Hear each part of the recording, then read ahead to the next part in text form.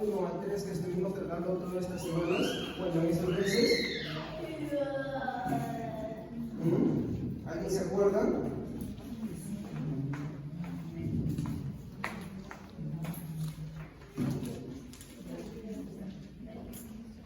¿Alguien recuerda? Fue una introducción. Ese era un tema que estaba ahí.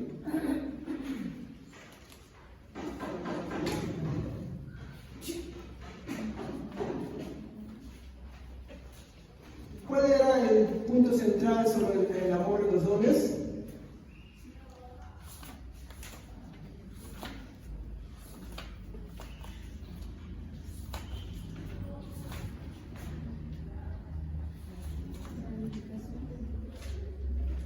Que el amor está por encima de los dones. Entonces habíamos dicho de que ese primer bloque se llamaba el valor del amor, porque justamente los corintios no tomaban en cuenta el valor del amor que tenían, ¿no? Y eso lo tocamos desde el versículo 1 hasta el 3. Ahora entramos a un nuevo ciclo, ¿no? Que es la naturaleza del amor y el amor del orgánico. No es la organización, es el orgánico. Entonces, eso voy a ir desarrollando, ¿no? Como dije, ya terminamos el ciclo del valor del amor, desde Corintios, ¿no? Voy a poner acá el valor del amor. ¿Por qué? Porque todo lo que hemos tratado era que el amor es mucho más valioso, ¿no? O tiene mayor valor que los dones. ¿Por qué? Porque cuando los veíamos, ¿no? Si alguien decía que tenía una predicación excelente, profesaba tener dones, profesaba tener piedad y todas esas cosas, pero el amor no estaba ahí, entonces, por consecuencia, no era nada.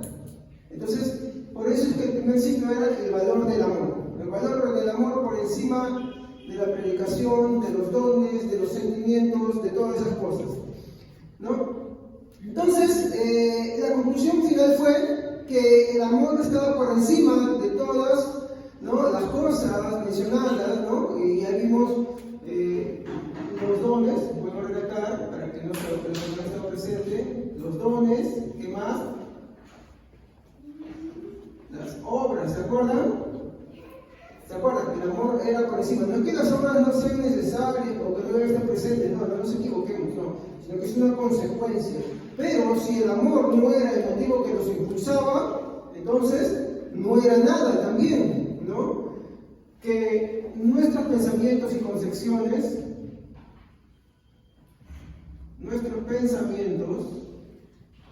¿por qué? Porque este mundo tiene un concepto muy diferente del amor del que la Biblia quiere plasmar, ¿no? Y incluso de nuestros sentimientos.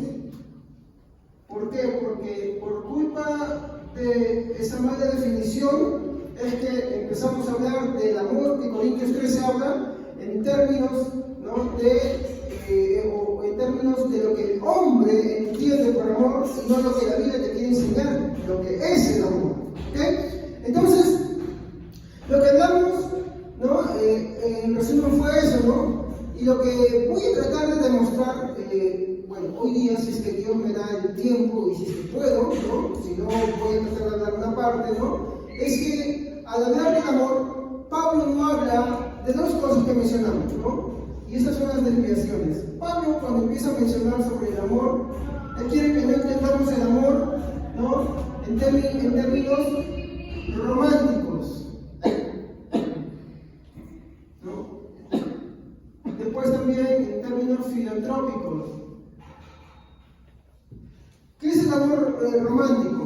El amor de sentimiento, ¿no? Estuviste enamorado, tienes una relación con alguien, ¿no? Que te interesa mucho, ¿no? El amor de parejas, ¿no? El amor de esposos, pues bueno, Corintios 13 no es ese amor al que se estaba refiriendo. Eso es darle una mala interpretación, ¿ok?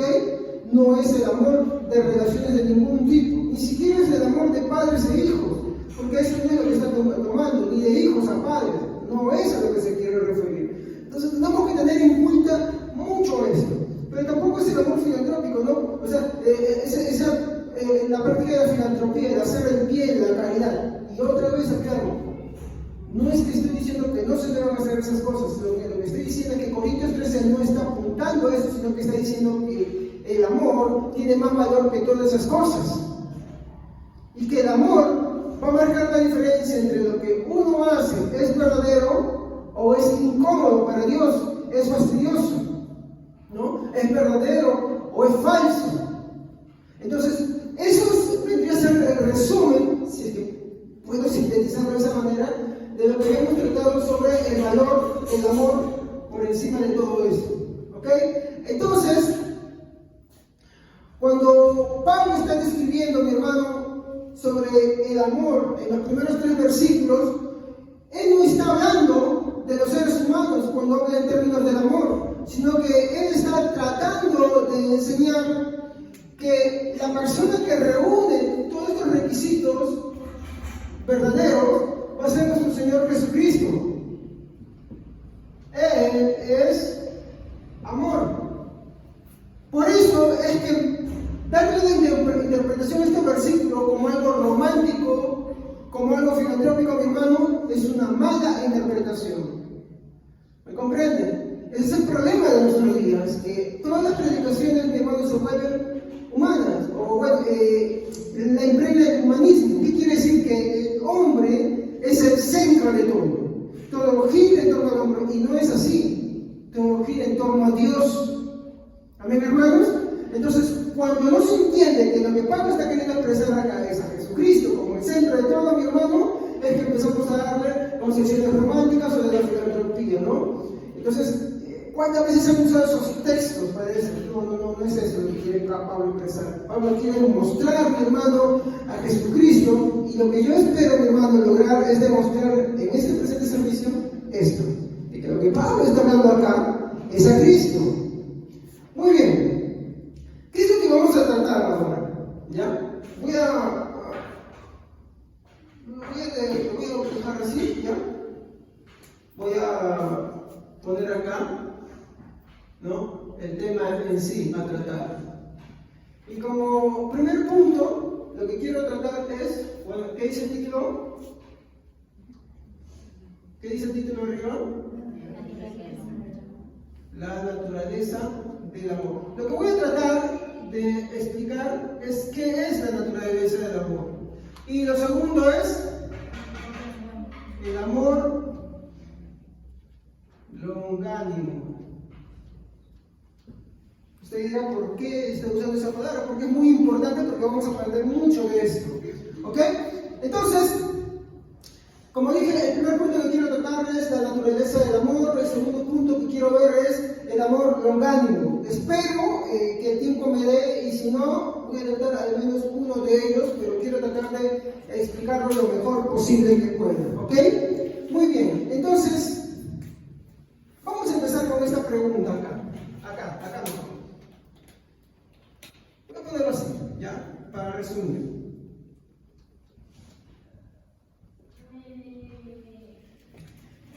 ¿Qué es, hermanos, naturaleza? ¿Qué hablamos, no, cuando nos referimos a naturaleza? ¿Sí? Como dijeron, es una esencia, ¿sí? ¿No? Naturaleza tiene varias concepciones. Entonces, podría hablar de cada una de ellas, pero no me alcanzaría el servicio. Así que he tomado solamente un par de ellas. Y a lo largo, mi hermano, de esas dos explicaciones que voy a dar, mi hermano, voy a mostrarles lo que es la naturaleza del amor. ¿Ok? Muy bien, entonces vamos a primero empezar por la naturaleza del amor. O sea, ¿qué es en su significado, no? Y podemos ver esto, ¿no? Que naturaleza es un conjunto ¿de qué? De todo lo que existe.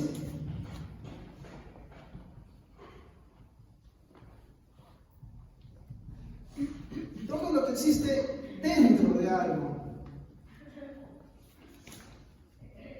No, yo estoy resumirlo, expresarlo así, el concepto es mucho más largo, pero trato de hacerlo más simple, ¿no? Entonces, es un conjunto de todo lo que existe. Y yo les pregunto, ¿qué es existir, hermanos? ¿Qué es existir? ¿No? Hablamos de existir, mi hermano, cuando hablamos de tener realidad física, mental o espiritual. De cuando algo es real. Por ejemplo, yo existo, pero no todo el tiempo existí. Ex viene de afuera. Y bueno, existir viene de parado, o sea, estar de un lado a otro. ¿Por qué? Por ejemplo, hermana Rosa, ¿cuántos años tiene usted, disculpe? 41. 41 años, hermana. Muy bien. Hace 42 años, ¿dónde estaba usted? No, 43 años.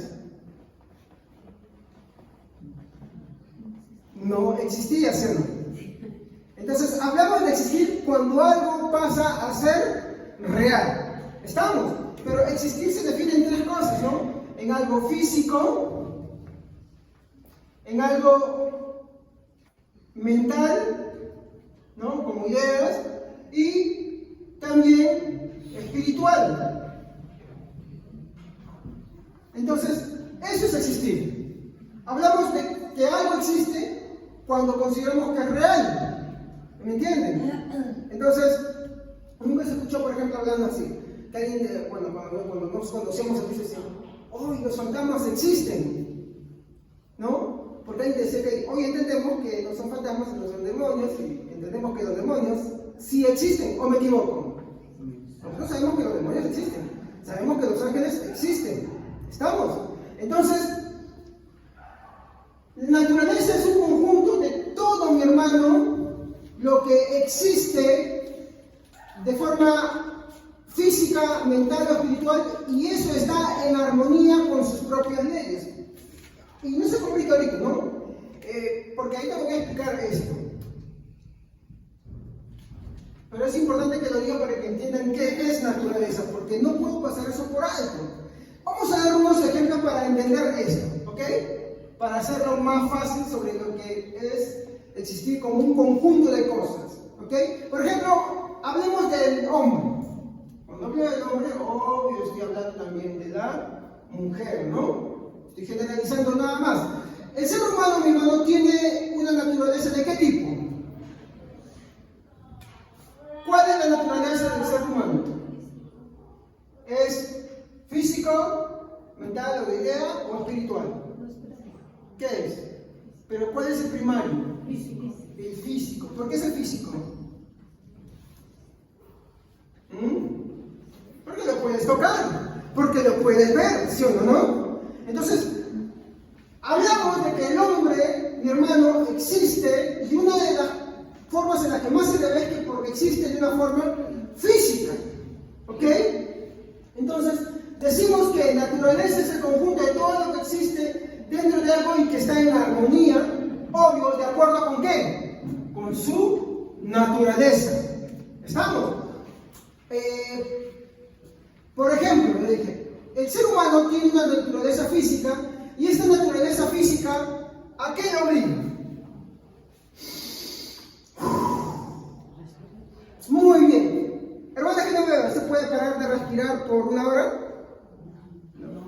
Cuando usted aguanta la respiración, ¿su cuerpo a qué le obliga? Cada vez que va pasando un tiempo más prolongado, por ejemplo, va pasando 10, 20, 30 segundos.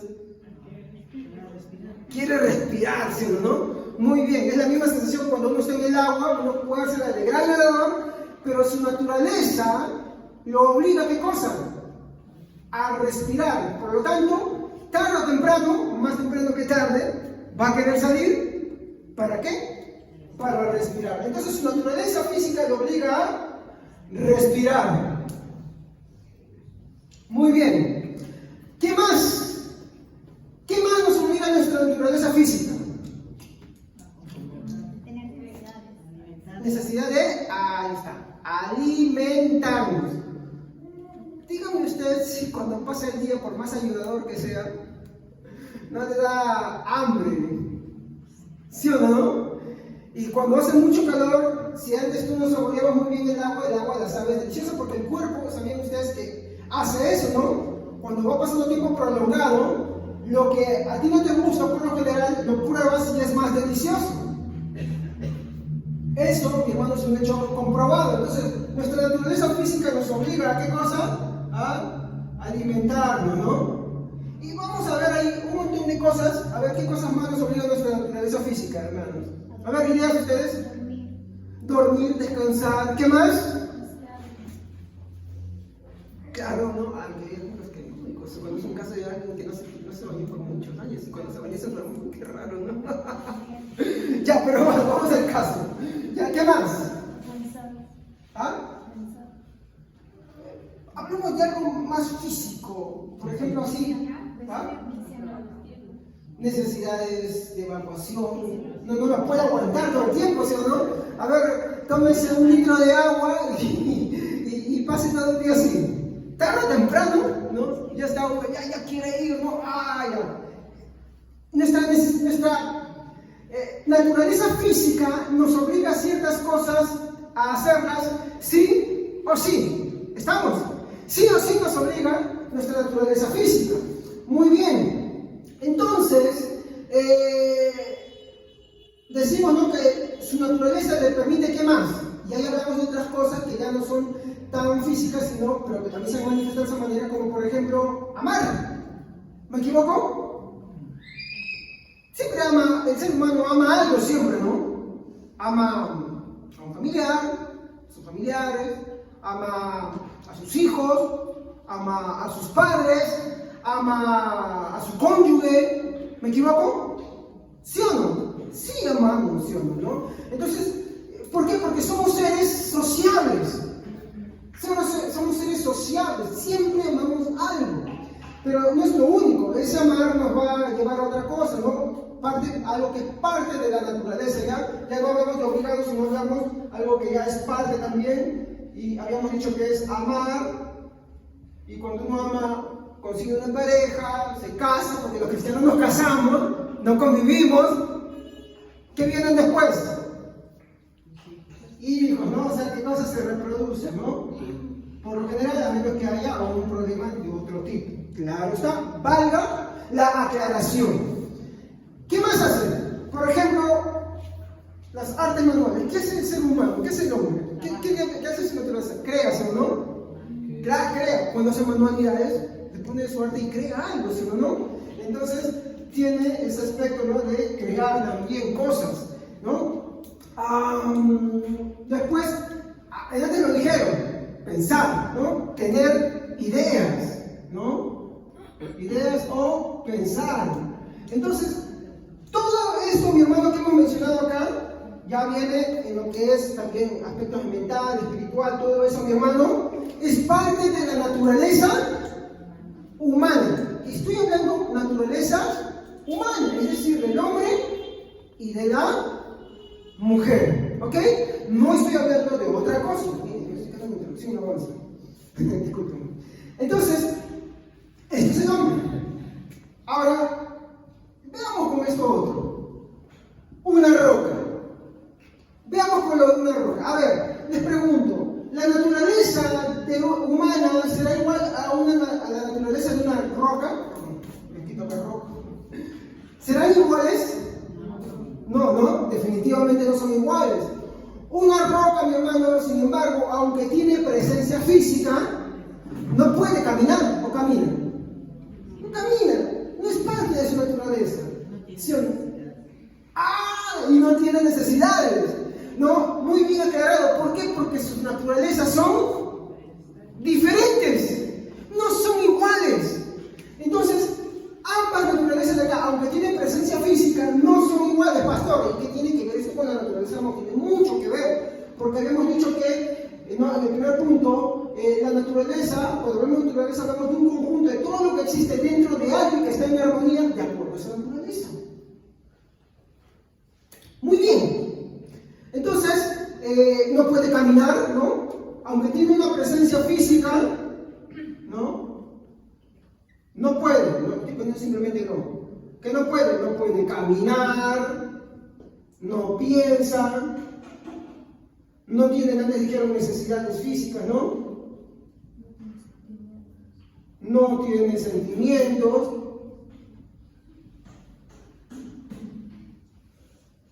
Ninguna de esas cosas. Y si así también ponemos a los animales, sus naturalezas no van a ser iguales. Eso ahí voy a dejar para cuando hablemos del amor orgánico. ¿Ok? Porque como dije, el ciclo ahora se trata, ya hemos pasado del valor del amor, ahora se trata de la naturaleza del amor. Y tener cuidado de hablarlo, ¿no?, en términos de la filosofía humanística, ¿no? Por favor. Muy bien. Ahora, ¿por qué mi hermano la roca no puede hacer lo mismo que el hombre? Claro, pero ¿por qué? ¿Qué le impide? Su naturaleza se le impide, porque son dos cosas, aunque físicas, totalmente diferentes. ¿Ok? ¿Estamos hasta ahí claros? Ya, muy bien. Entonces, sus naturalezas son distintas, no son iguales. Eso creo que lo resuelve ahí, ¿no? Para poder tener la idea clara. Aunque ambos tienen una presencia física, no son iguales porque sus naturalezas no son iguales y sus naturalezas les impiden. Una persona no puede estar en el plan de una roca que no camina, a menos que tenga un problema, ¿no? Y aún así con todo eso tiene el deseo de moverse, ¿no?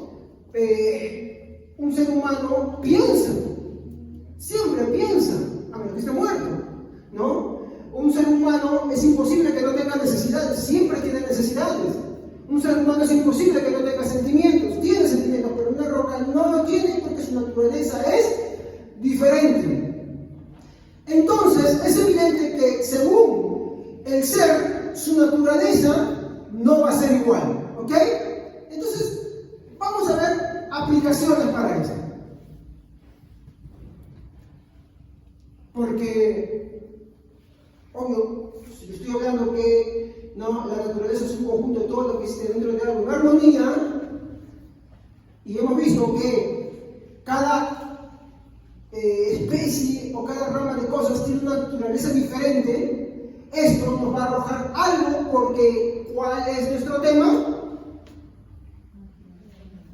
Entonces, si hemos dicho que el hombre tiene ciertas características que lo definen como tal, y la roca, aunque también tiene presencia física, tiene ciertas características que lo van a diferenciar del otro, y así sucesivamente, entonces, también el amor debe tener, ¿qué cosa? Cosas que existan dentro de él y que sean armoniosas.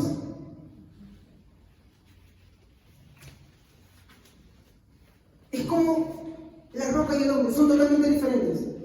El amor también debe tener sus características, que son propias de su naturaleza.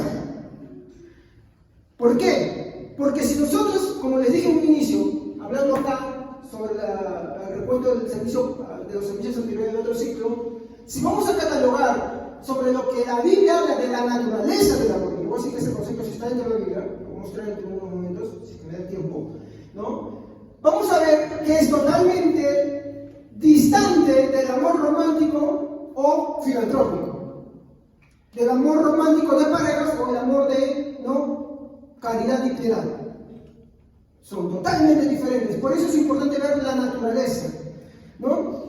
¿Y cuál es esa naturaleza? Eso es lo que vamos a empezar a ver. Pero primero damos una aplicación a eso.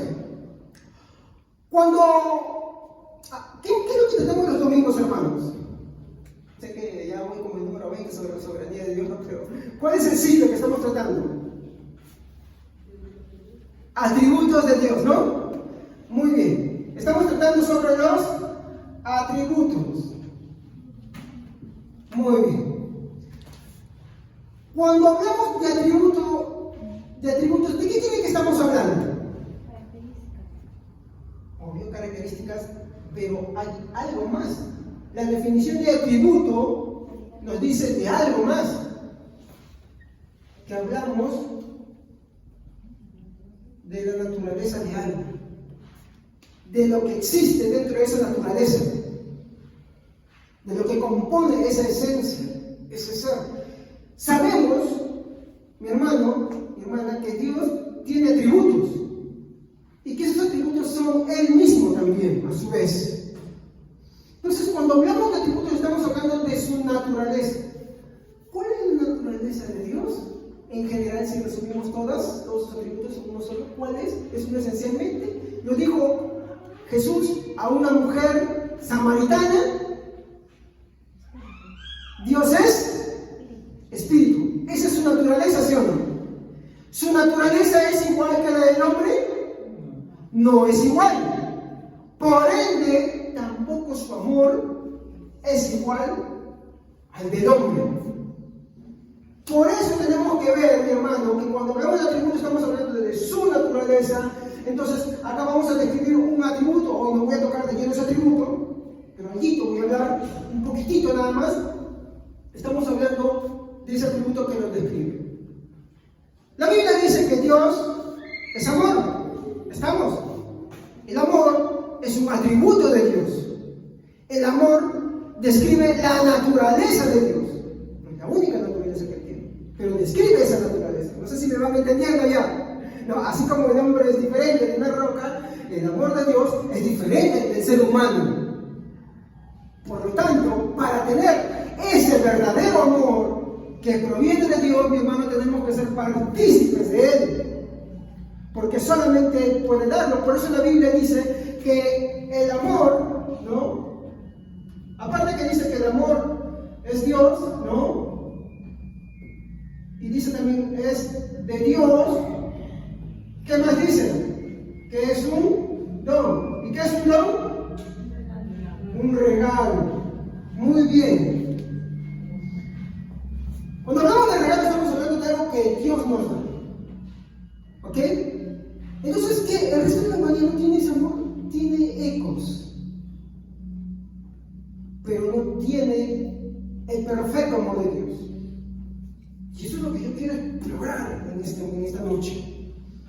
Muy bien, vamos a continuar. Entonces, cuando hablamos de atributo, de un atributo, estamos hablando de la naturaleza de algo. Entonces, cuando nosotros decimos la naturaleza del amor, estamos hablando del atributo del amor. ¿Del amor del hombre?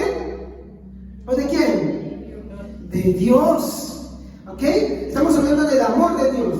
Pues bueno, un versículo que apoya esto, 1 Juan 4:16, a ver quién lo puede leer.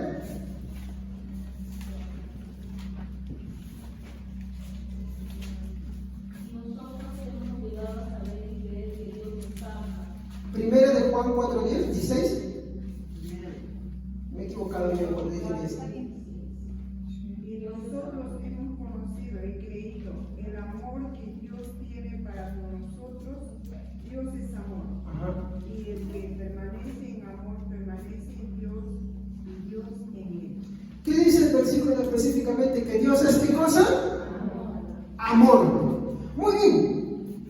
Ahora, en la regeneración, Dios cambia nuestra naturaleza caída. ¿Para qué? Para poder creer. Juan 1:12. A ver, Juan 1:12.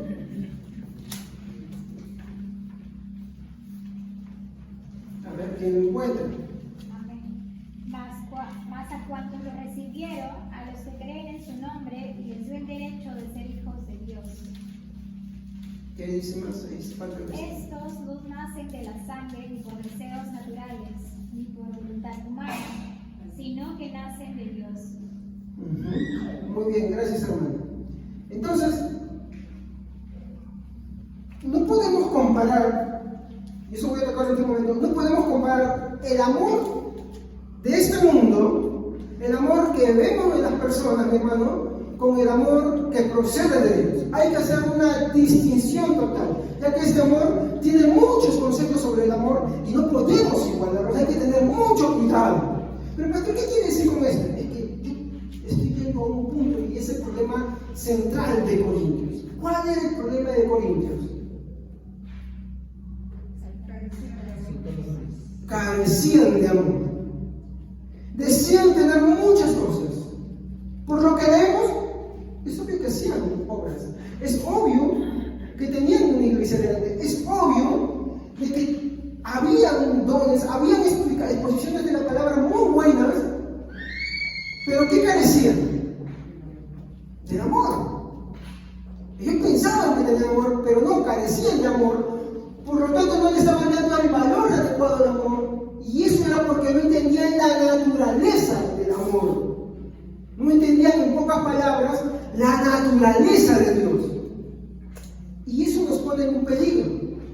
¿Por qué, hermanos? Porque la Biblia va a ser enfático una y otra vez que si no amamos, no en términos humanos, por favor, no confundamos, si no amamos a nuestros hermanos, es posible que, no es que hayas perdido el sermón, es posible que nunca hayas, dije es posible, no estoy haciendo afirmación, hay quien medite y analice y sopésese como la Biblia dice, ¿no? Pero es posible, muy posible, que Cristo no esté ahí. Y si Cristo no está ahí, esto arroja una cosa más, de que no hayamos nacido nunca. ¿Cuál es el problema de no haber nacido de Dios? Si nos morimos así. A la condenación. A la condenación. No importa que la persona nunca haya obrado mal, no importa que la persona haya sido muy generosa, no importa que la persona haya sido muy dadivosa, no importa que la persona haya sido muy educada, muy intelectual, o lo que sea, muy sufrida incluso, está indicando que no tiene amor, no es verdadero amor, no es de amor en conceptos humanos. Eso es peligroso. Amigo hermano, yo con esto no quiero transmitir inseguridad, lo que yo quiero, bueno, sí quiero transmitir inseguridad. ¿Por qué? Porque lo que busco es que usted se analice con la palabra de Dios. De esto no escapo ni yo, hermanos. Todos los días tengo que sopesar mi vida también. Y eso solamente se puede en estos momentos preciosos que es de la oración. No solamente acá. Por eso definimos que cuando un cristiano no congrega, especialmente el día de la oración, tú tienes que dudar de su conversión. ¿Por qué? Porque está demostrando que no ama a Dios. Yo no hablo de aquel que, por ejemplo, tiene una responsabilidad muy fuerte, no sé, está obligado por una labor a la cual no puede escapar, ¿no? Y aún así la Biblia dice que procures liberarte, ¿no? Si puedes liberarte, esté libre. Pero habla de aquella persona que puso en la casa, está viendo en Netflix, en Disney, en Amazon, o está viendo el fútbol, o la serie por el canal, o está con los amigos, o está por allá. Entonces, eso sí es peligroso. Eso es muy peligroso. ¿Por qué? ¿Por venir acá? No, porque venir a la iglesia no salva. Hay algo más adentro. Eso es lo que yo quiero explorar. Es algo que Pablo está atacando en el libro de Corintios constantemente. Vamos a ver. Entonces, ya hemos visto que Dios es amor. También hemos visto que Dios es el que cambia nuestra naturaleza caída para poder creer. Y todo lo hace por medio de su Espíritu Santo, ¿no? Si en verdad, y esta es la aplicación, si en verdad somos sus hijos y en verdad hemos nacido de Dios, y si su Hijo Jesucristo en verdad mora en nosotros, deberíamos manifestar esa naturaleza. ¿Me equivoco? ¿Deberíamos manifestarla, sí o no? Sí, deberíamos manifestar esa naturaleza. ¿Cómo? Entre nosotros, hermanos. ¿De qué manera? El amor fraternal. Vayamos a ver Primera de Juan, por favor. Acompáñenme un ratito a Primera de Juan. Primera de Juan, capítulo 4. Versículo 8 en adelante. Bueno, voy a leer desde el versículo 7. No lo tenía punto de esa manera, pero lo voy a leer ya porque he visto lo que me llamó la atención. Amados, amémonos unos a otros porque el amor es de Dios. Todo aquel que ama es recibe de Dios y conoce a Dios. Ojo, no estoy hablando de amor como este mundo lo entiende, como las personas que son inconversas lo entienden. Estoy hablando del amor en términos de la naturaleza de Dios. Y obvio, acá te está diciendo, ama a tu hermano, incluso a los más complicados, a los más difíciles. Y cuando lleguemos al amor locánimo, vamos a poder explicarlo mucho mejor todavía. Muy bien. ¿Qué sigue diciendo? Verso 8. El que no ama, ¿qué dice? No ha conocido a Dios. Eso es lo que le diga ese momento, por eso no me lo estoy inventando. Hermano, el que no ama a su hermano, es posible que no haya conocido a Dios. ¿Cómo vemos eso en el amor fraternal, hermano? Por ejemplo, tú sabes que un hermano no ha venido a la congregación hoy día, y tú sabes que de verdad no tiene causa. ¿Sabes tú algo? De repente yo no lo sé. No vas a esperar que yo lo sepa para tú correr por tu hermano e ir a verlo. A decir, hermano, ¿qué pasa? A veces nos reunimos y ¿qué hacemos, mi hermano? Hablamos de tantas cosas. Hablamos del gatito, del canarito, del perrito, del amiguito, de la amiguita, del trabajo, de eso, pero no hablamos del Evangelio. El Evangelio debe ser nuestra pasión. De nada me sirve conocer mucho y no expresar ese amor. A mí lo que cree para mi condenación. A veces es bueno no conocer tanto y practicar más ¿no? Lo que la Biblia dice. No estoy diciendo que no conozcamos más de Dios. De hecho, el que ama a Dios va a querer conocer más de Dios, pero también va a practicar lo que conoce.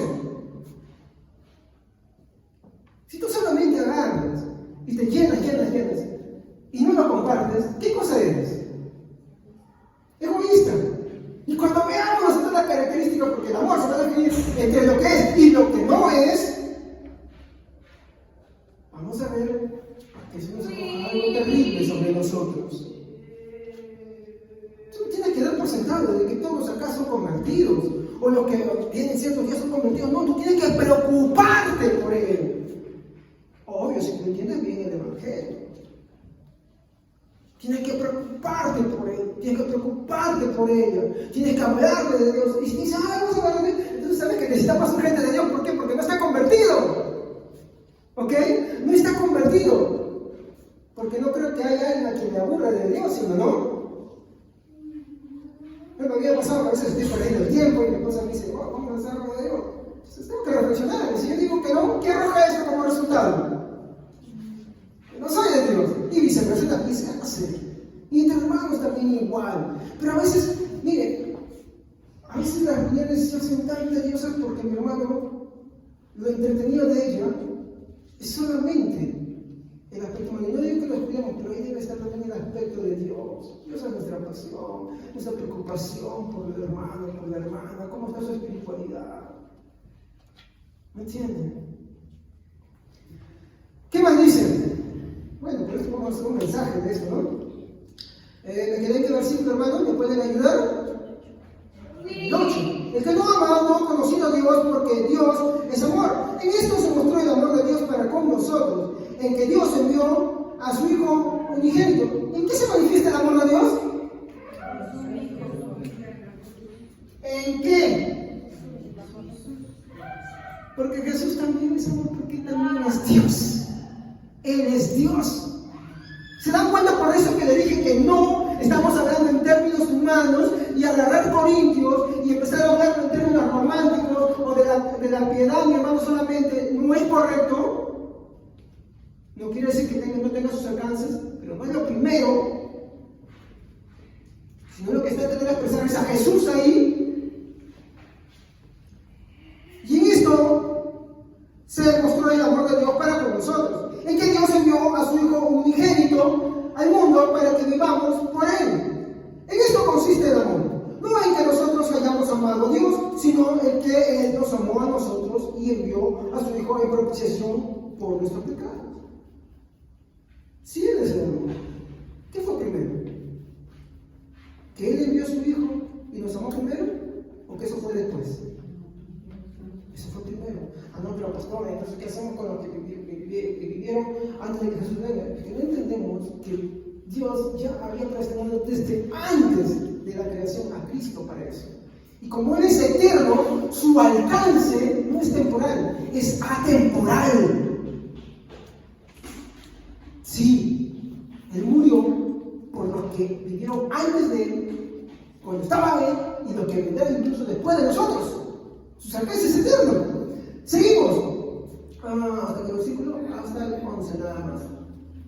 Amados, si Dios nos ha amado, ¿qué dice? Así debemos también nosotros amarnos los unos a los otros. Tienes que amar hasta el más complicado, hasta el más difícil de entender, mi hermano. Tienes que amarlo. Y otra vez, no estamos hablando del amor en términos humanos.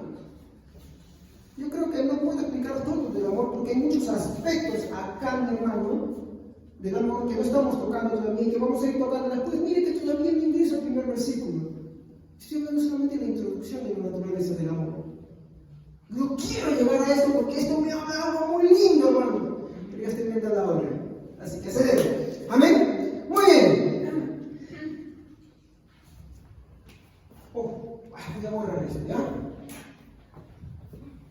que bueno, que era Israel. Ya hemos visto que es el conjunto de cosas que existen en armonía dentro de un ser de algo, ¿no? Dependiendo de su naturaleza. Ahora vamos a ver lo siguiente. Esto me llamó también la atención, ¿no? Cuando hablamos de naturaleza, hermanos, también se refiere al medio en que coexisten.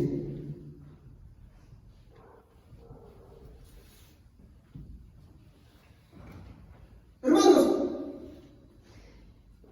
cuando hablamos de coexistir, ¿a qué nos referimos? Esto abarca a seres vivos, también seres inertes en vida, pero ¿a qué nos referimos? Por ejemplo, hablamos de las aves, ¿no?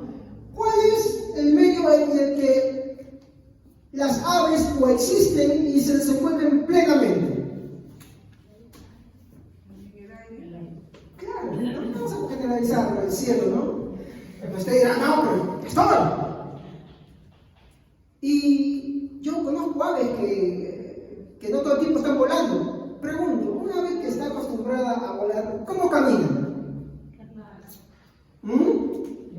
¿Puede caminar? Sí caminan. Sí caminan, pero ¿cómo caminan? Torpemente, ¿no? Mi hija tiene unos canaritos y como sus canaritos no vuelan mucho, cuando caminan son graciositos al caminar. Me viene acá una de Bugs Bunny sobre un cuervito que camina así. ¿Ya? Si alguna vez estamos jugando, bueno, los que son muy antiguos como yo, 41 años para atrás, me entienden. ¿Ya? Pero bueno, el medio en que coexisten las aves, según su naturaleza, es el cielo. No, el cielo es pues el aire, los aires, el cielo. Ellos siempre caminan, pero caminan torpemente. Si no pudieran volar, son presa fácil de cualquier animal. Si no, pregúnteselo a una gallina. Muy bien. Ahora, hablemos de otro. Los peces. Vamos a acelerar. A ver, ¿dónde se desenvuelven los peces de manera muy libre y muy bien? Obvio, en el mar. ¿En el mar es el único sitio? Ríos, claro. En pocas palabras, agua. Muy bien. Muy bien. Ahora les pregunto, si tú los sacas de su hábitat, donde ellos coexisten, mi hermano, ¿cómo se hacen sus movimientos? Muy bien. Desesperados, ¿no? Se mueven, pero se pueden mover como en el agua. ¿Sí? Saltan, coletean, todos desesperados, no, mientras que les dura la humedad, quieren regresar al agua. ¿Y por qué quieren regresar al agua, hermano, desesperados? Sus movimientos son torpes, porque no es su naturaleza, no es el medio en el que coexisten, porque su naturaleza lo condiciona, ¿a dónde? A él más que las aves. ¿Dónde lo condiciona? Al agua. Así como las aves, el medio en el que mejor, y estoy hablando mejor, se desempeñan son los aires. Si no, preguntan al colibrí. Muy bien. ¿Qué implicación podemos sacar de esto también, no? La iglesia fue diseñada de una manera, hermanos. Cuando en una ocasión les prediqué sobre el ateísmo, hablando sobre los atributos de Dios, ¿no? Les enseñé que uno puede ser o considerarse que cree en Dios, defender la existencia de Dios, pero sin embargo ser un ateo. Eso se conoce como el ateo provisional, ¿no? ¿A qué se refiere eso?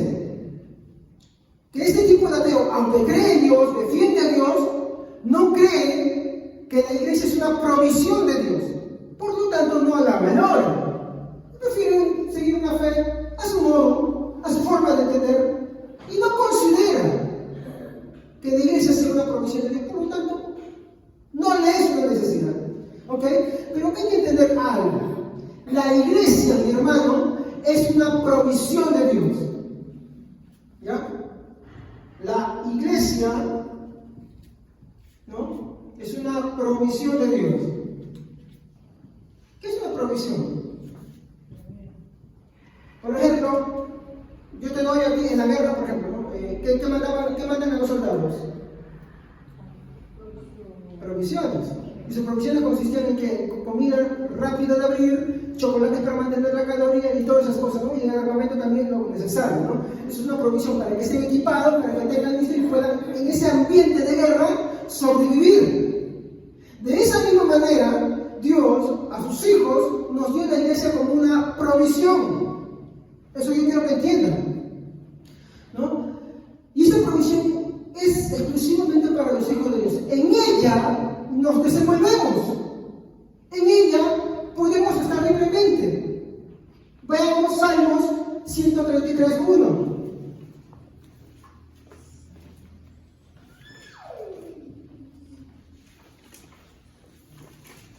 A ver, veamos Salmos 133:1. Amén. Qué bueno y qué agradable es cuando el pueblo de Dios se reúne en armonía. Mira cuán bueno, dice Reina Valera, mira cuán bueno y cuán delicioso es habitar, miren cómo lo dice, habitar los hermanos juntos y en armonía. No está diciendo, mira cuán bueno y delicioso es estar fuera de la casa de Dios, no, dice, mira cuán bueno y cuán delicioso es habitar los hermanos juntos y en armonía, ¿no? Pero ¿a dónde se está refiriendo? Muchos de los textos nos van a apuntar sobre el deseo de los salmistas de esa habitación o ese coexistir dentro de los atrios de Dios, dentro o cerca de la casa de Dios. De hecho, el salmista escribe, ¿no?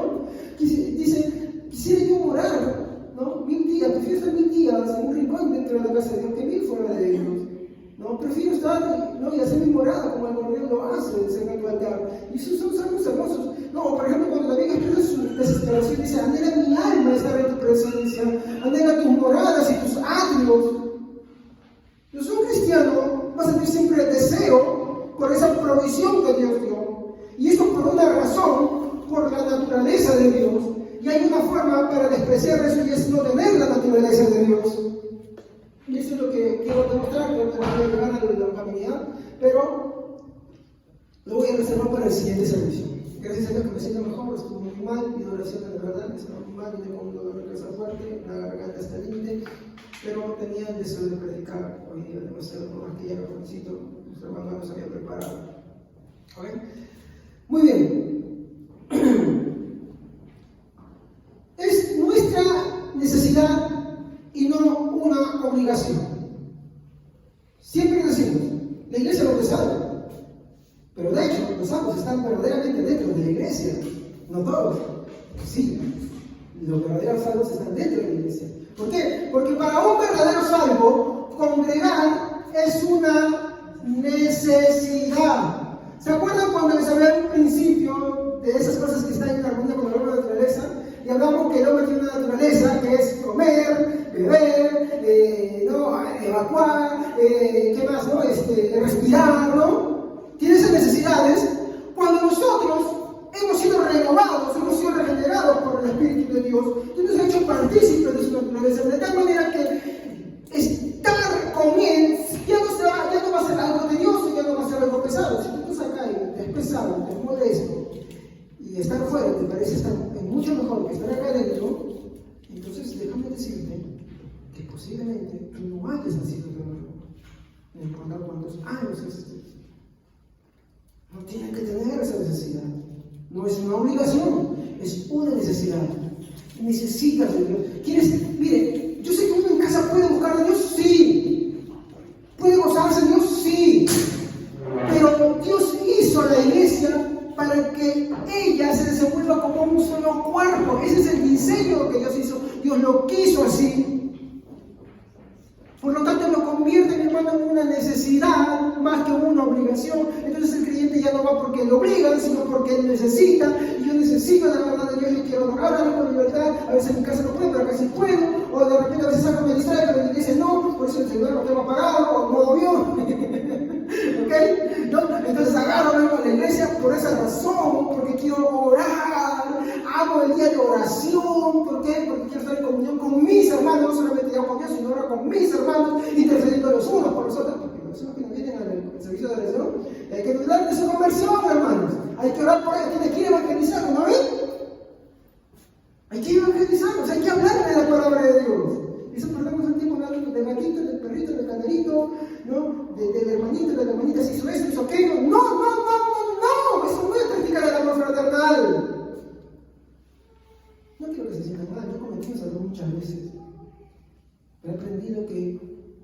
más necesario hablar del Evangelio. Y compartir si hay momento para todo. Pero si tú sabes que tus hermanos tienen una condición en la cual más les tienes que hablar. En tu casa, ¿tus hijos están bien convertidos? Tienes que hablar del Evangelio. ¿Tu esposo está bien convertido? ¿Tu esposa está bien convertido? A veces no estamos igual los dos. Uno tiene que hablar al otro. Tiene que hablarse del Evangelio. ¿Estamos ahí? No quiero que nadie se moleste, por favor. No esté esto contra nadie, por favor. ¿Ok? Muy bien. Ya, a ver. Es una necesidad, no es una obligación. Entonces, cuando nos reunimos como iglesia, nos reunimos como hermanos y cantamos, oramos, atendemos a su palabra y practicamos el amor fraternal como hijos de un mismo Padre. El problema es que muchas veces dentro de la iglesia se practica otra cosa. A veces entre los mismos hermanos y a veces entre los mismos pastores también. Vamos a ver Gálatas. Y esto no lo voy a explicar todo, pero sí lo voy a tocar porque no quiero que me gane el tiempo. Amén. No voy a hablar del amor de orgánico, mi hermano se lo voy a dar el próximo servicio, por favor. Quiero que me tengan paciencia en ese servicio.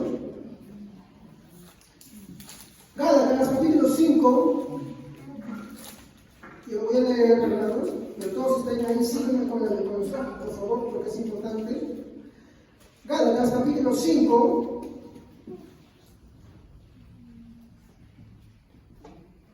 ¿Qué versículo les dije, hermanos? Ya, perdón. 13 al 21. 13 al 21. Muy bien. A ver. Dice, porque vosotros, hermanos, a libertad fuisteis llamados. Solamente que no uséis la libertad como ocasión para la carne, sino servíos. Miren lo que está diciendo, servíos por amor los unos a los otros, sírvanse por amor, no porque quieras sacar un beneficio, no porque la hermanita te guste y quieres sacar un beneficio de ella, sino por amor. ¿Amor del hombre o amor a Dios? No porque la hermanita te guste y tú quieres entablar algo con él, no, sírvele por amor ¿a quién? A Dios. Dice, servíos por amor los unos a los otros, porque toda la ley en esta sola palabra se cumple: amarás a tu prójimo como a ti mismo. ¿Qué es lo que te ha dado Dios? ¿Qué es lo que te ha dado Dios a ti que es tan valioso que se expresa el verdadero amor de Dios en ti? La salvación. Entonces, si tú amas a tu prójimo como a ti mismo, ¿qué es lo que vas a desear que él tenga? La salvación. ¿Y qué vas a hacer para eso? Le vas a predicar, le vas a hablar de Dios. Por eso dije, no solamente se trata de conocer, se trata también de practicar lo que conoces. ¿Y cómo practicas lo que conoces? Predicándolo, compartiéndolo. No puede haber un cristiano que solamente se alimente y no lo practique y no lo comparta. Las dos cosas van juntas. Ay, no me perdí. ¿Dónde estaba? Ya. Verso 13. Pero si os mordéis, mire cómo se morder, ¿no? Hacer daño, ¿no? Y os coméis, matarlo, ¿no? De repente entre no nos lastimamos físicamente, no nos matamos físicamente, pero sí nos matamos con el trato, hermanos. Y también a veces nos matamos con la omisión, el no hablar, el no aconsejarnos, el no exhortarnos, el no alentarnos. Yo los aliento a ustedes. Ustedes también necesitan alentarme a mí, porque yo también necesito los alientos de ustedes, hermanos. Yo también necesito de ustedes. A veces me faltan, hermanos, y a veces me olvido, no te pongo con oye, hermano, me regreso esto, hermano. Después me están viendo ya que chinchos, hermano, mucho mi agua, entonces ya tengo que dejarlo porque ya me vienes. Pero no, hermano, yo también necesito de ustedes. Pregúntenme cómo estoy, pregúntenme a mi esposa cómo estoy, porque también somos hermanos y tenemos necesidades. Y la iglesia es una provisión que Dios nos dio para eso, y al igual que ustedes también, hermanos queridos. A veces nos mordemos y nos matamos no solamente con palabras, sino también con el silencio. Pero ojo, no es hablar por hablar las cosas que se tienen que hablar. Hay que saber qué es lo que edifica y qué es lo que no edifica. ¿Ok, hermanos? ¿Estamos así? A veces las cosas son las conversaciones son una competencia de que yo tengo y tú tienes, de no tienes y tienes. Estamos como en la iglesia de Corintios, es el mismo contexto. Y no puede ser así.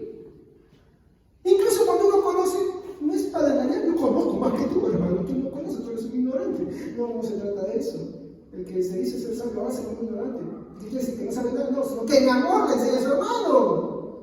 No con presunción, no con altiveza, sino en amor, porque lo amas. ¿Quieres instruirlo por más difícil que sea? Lo estás instruyendo, lo estás hablando. ¿Ok? Pero ese amor no te va a permitir tampoco que se lleguen a las herejías. En las herejías, cortas ahí, ahí nada más. Recuerda, es amor de Dios, no es amor del hombre. Continuamos. Pero si os mordéis y os coméis los unos a los otros, mirad que también no os consumáis los unos a los otros. Hermanos, tenemos que tener cuidado esto, hermanos, porque al final nos consumimos, nos cansamos, nos fatigamos. Y ahí es cuando nos desmoralizamos y la iglesia no es para eso. La iglesia es para alentarnos. Tu hermano pecado contra ti, ve, corrígele. No quiere corregirse, llama a un testigo de confianza, cualquier chismecito. Si no, diga la iglesia. Si no, tengan por gentil y publicano. ¿Qué gentil y publicano? ¡Ay, era apestado! ¡No! ¿Cómo Jesús te compartía esta semana? ¿Cómo Jesús trataba al gentil y publicano? Le hablaba más del evangelio, ¿cierto? Le hablaba de la palabra. ¿Para qué? Para que se convierta.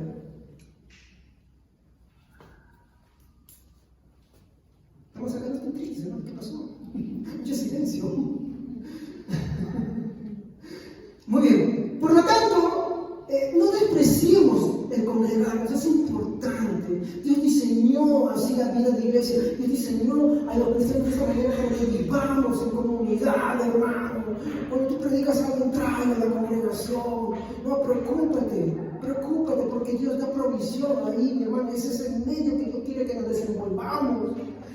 Hebreos capítulo 10, versos 23 al 25. ¿Qué dice, hermanos? Así rapidísimo nomás, para poder dar la conclusión.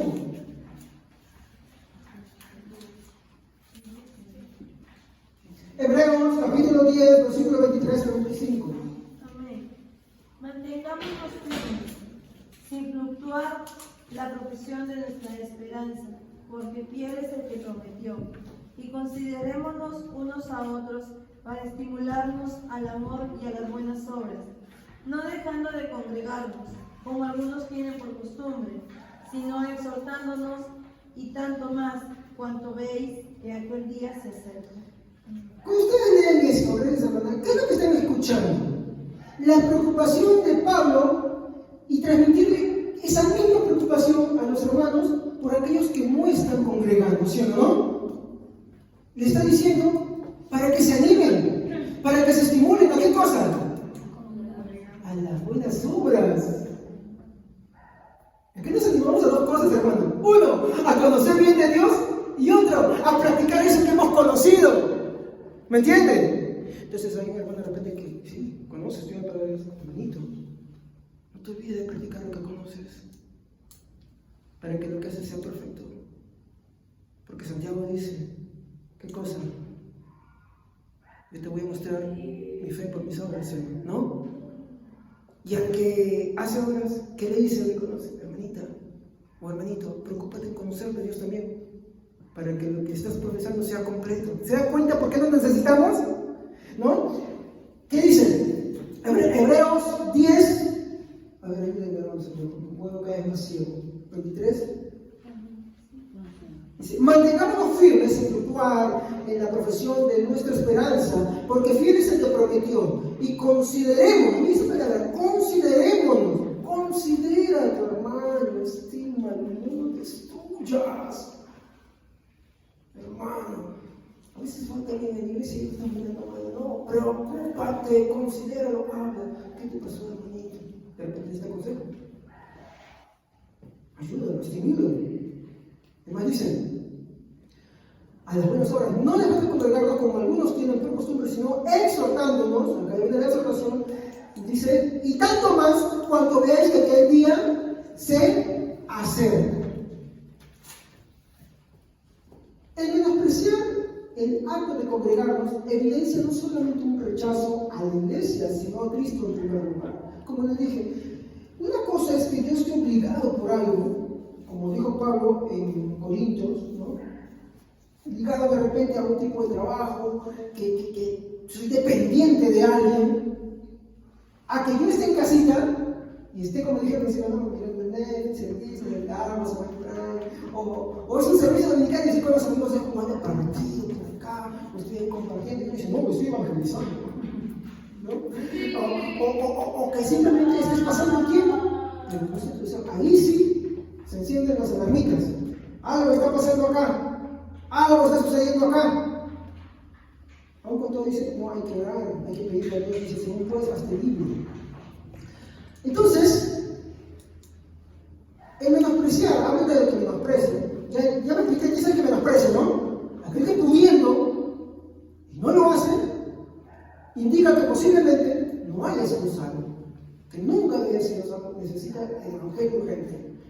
Muy bien, porque rechazar el congregarnos, que es la provisión de Dios, es rechazar la provisión de Cristo, es rechazarlo a Él.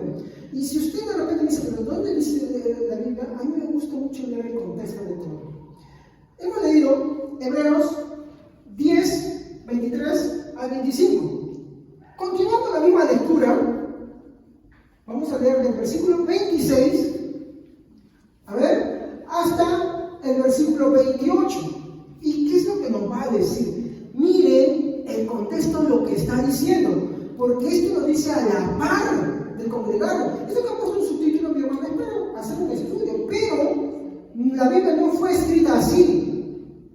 Cuando tú escribías, o lo están escrito cartas de amor, que son de mi edad de 41 años, 42, 43 años, y cuando me escribían cartas a mi esposa, le escribía 2, 3 hojas, ¿no? Y todo era para halagar y para conquistar su amor. Yo no hablaba de un tema, de otro tema, no, hablaba de eso específicamente porque lo que yo quería es enamorarla, ¿ok? Entonces, todo aquel que ha escrito alguna vez una carta extensa, sabe que no se desvía del punto. Pablo tampoco, perdón, el autor de Hebreos, ni Pablo ni ninguno de los autores se desvía del punto que quiere tratar. Todo es un contexto conjunto. Miren lo que dice. Dice, voy a leerlo completo, dice, ¿no? Mantengamos firme sin fluctuar la profesión de nuestra esperanza, porque fiel es el que prometió, y considerémonos unos a otros para estimularnos al amor y a las buenas obras, no dejando de congregarnos como algunos tienen por costumbre, sino exhortándonos, y tanto más cuando veis que aquel día se acerca. Sigan leyendo conmigo, verso 26 al 28. Miren lo que sigue diciendo. ¿Por qué? Miren ese conector. ¿Por qué? Cuando yo digo ¿por qué, hermanos?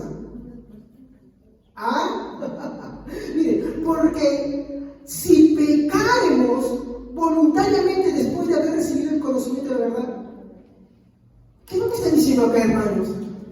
¿Qué es lo que el autor de Hebreos está tratando de enseñar? ¿A qué pecado se está refiriendo? ¿A qué pecado? El despreciar congregarnos. Eso es a lo que se está refiriendo. Miren, yo estoy leyendo literalmente. Si no, usted léalo y corríjame si es que lo está leyendo mal, hermano, por favor.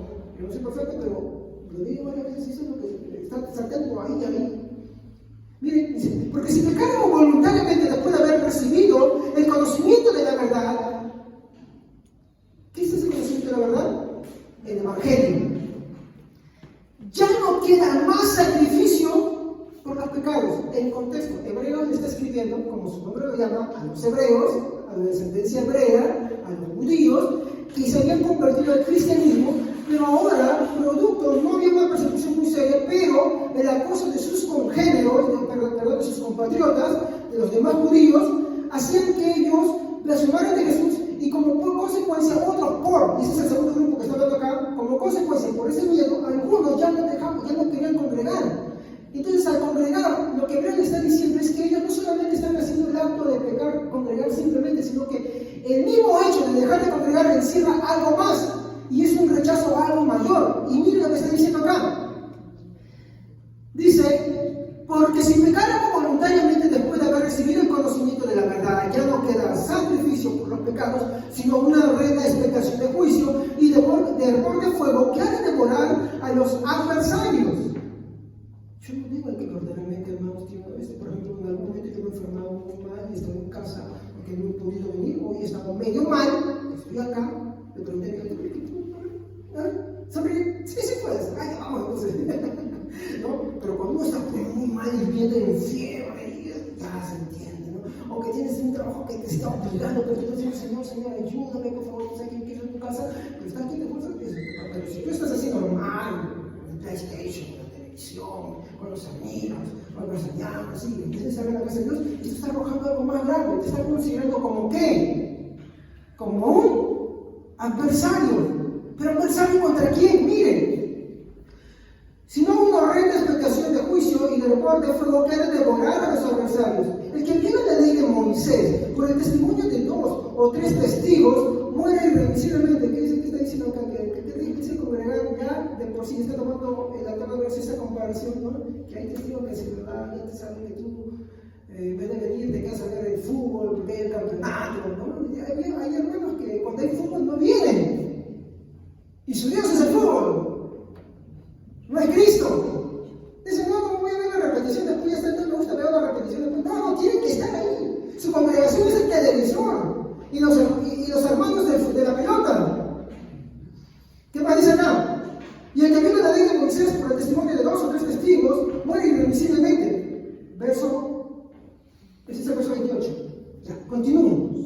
Ahora fíjese lo que dice el verso 29. ¿Quién lo lee? Versión Reina Valera, por favor. ¿Cuánto mayor castigo pensáis que merecerá el que pisoteare al Hijo de Dios y tuviere por inmunda la sangre del pacto en la cual fuiste santificado y hiciere afrenta al Espíritu de gracia? Les pregunto, hermanos, ¿les he leído en contexto? Esto es lo que es una predicación expositiva. Leamos en contexto. ¿Se han dado cuenta de lo que está reflejando acá? Hay muchos que se creen cristianos y no le dan la importancia de vida de congregarse. ¿Cuál es mi exhortación? Corra a los pies de Cristo. Dígale, sí, Señor, he pecado. Perdóname. Entiendo tu palabra. Amén, hermanos.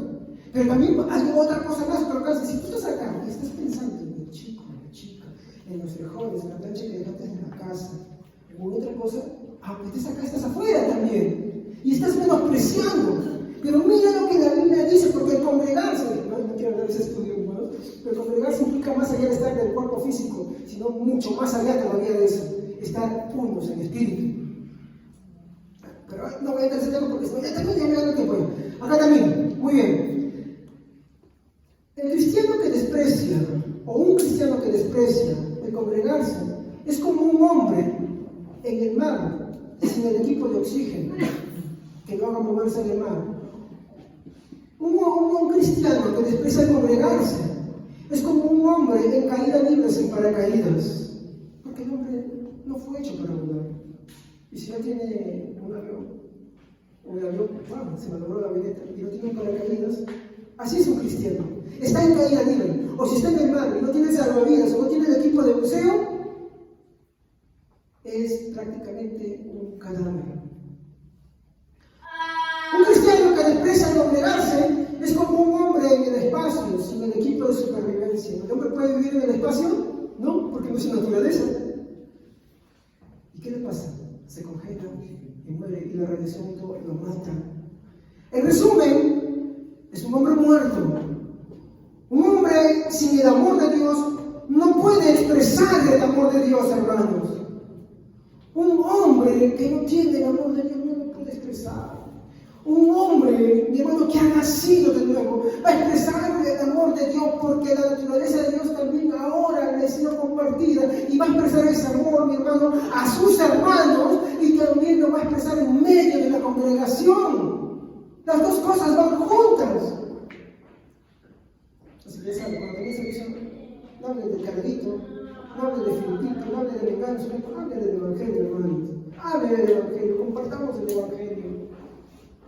No hable de salud, hermanos, y no se pongan acá con médicos a recetarse que la estaca de rana, que la chía, que el tocush, nada de esas cosas, por favor, hermanos. Amén. Sin alusiones personales. Un hombre sin el amor de Dios no puede expresar el amor de Dios. No podrá amar y orar. Un cristiano que no ama y orar es un ateo, hermanos. No puede amar y leer la Biblia. Sí sé, a veces nos dificulta orar, a veces nos dificulta leer, pero cuando la lee, la ama. Y cuando no, ¿qué se arrepiente, se siente mal. Si usted pasa días sin orar, si usted pasa días sin leer la palabra, usted se debe sentir mal si la naturaleza de Dios está en sí. Si Jesucristo no ha regenerado, entonces usted se va a sentir mal. Entonces, ¿usted qué va a hacer? A ver, a los pies de Cristo y dice, Señor, he pecado contra ti, perdóname. A veces decimos, Señor, ayúdame. No, es Señor, socórreme. Ayuda, ¿qué cosa es? Alguien que te va a dar la mano, ¿no? Pero si estamos haciendo lo malo ahí, lo que necesitamos es socorro, auxilio. Amén, hermanos. Es algo que yo también hago constantemente. Porque muchas veces hay áreas de mi vida que le fallo a Dios. A veces en la oración, a veces en la lectura, a veces en el estudio, pero a veces sí también fallo ahí, hermanos. Porque soy humano, porque aún me quedan los rezagos de esa antigua naturaleza. El hombre viejo que a veces quiere salir, la mujer vieja que a veces quiere salir. Pero tienes que ir a los pies de Cristo. Finalizando. No podrá amar el orar, no puede amar el leer la Biblia, no puede amar a sus hermanos, no puede amar el congregarse, porque simplemente Cristo no está en él. Gálatas 3:27, último versículo, y con esto finalizamos. Gálatas 3:27. Porque todos los que habéis sido bautizados en Cristo, de Cristo estáis revestidos. ¿Y qué dijo Cristo? Mi comida es hacer la voluntad de Dios, predicar. Cuando me encontraron un día en el templo, ¿qué dijo? ¿No sabíais que en los negocios de mi padre me es necesario estar cuando disputaba con los doctores de la ley? ¿Qué dice? ¿Qué dice? Porque todos, dice unos, dice todos, porque todos los que habéis sido bautizados en Cristo, de Cristo estáis revestidos. Amén, hermanos. Estamos revestidos de esa naturaleza que nos da, de ese atributo de Dios, del amor de Dios. Pero recordemos, Él es la fuente y tenemos que ir constantemente a Él. Hermano, no digo que nunca fallemos en estas cosas. Lo que digo es que seamos conscientes cuando fallamos en estas cosas y seamos humildes de ir a Cristo Jesús. Seamos humildes de ir al Señor y decirle, Señor, sí, te estoy fallando en esto, en aquello, con mis hermanos, en apreciar la casa de Dios. En apreciar cada detallito que está por acá, por allá, en ver si mi hermano que le está pasando, que hay otro del Evangelio, en no desaprovechar el tiempo sin ver eso, en el darme la prioridad de una u otra cosa, estoy ahí presente. Pero eso ya no lo puedo hacer. Eso solamente lo puede hacer nuestro Señor Jesucristo. Amén. Pues es necesario ir a los pies de Cristo. Vayamos a sus pies. Él es, como hemos leído, la expresión del amor de Dios. ¿Quién como Él? Dijo, yo no los he llamado siervos, los he llamado amigos, compañeros. Cuando Pedro cayó, lo buscó, oró por él. Y cada discípulo verdadero del Señor hace eso. Amén, hermanos. Vamos a enviar esta gracias y vamos a orar. Padre, te damos muchas gracias en esta noche por tu palabra. Te pido, Señor, que esto haya cuidado en nuestro corazón.